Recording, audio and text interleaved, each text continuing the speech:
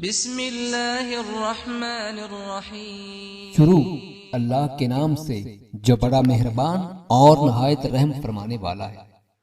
नबी करीम सल्लल्लाहु अलैहि व आलिहि वसल्लम ने इरशाद फरमाया, इंसाफ अच्छी आदत है मगर उसका अमीरों में होना और भी अच्छा है।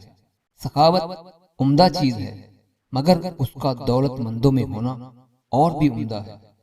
परहेजगारी अच्छी खसलत है मगर उसका आलिमों में होना और भी अच्छा है।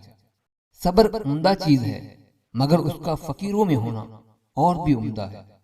गुनाहों से तौबा करना अच्छी आदत है मगर उसका जवानों में होना और भी अच्छा है। शर्मो हया भी अच्छी खसलत है मगर उसका औरतों में होना और भी उम्दा है।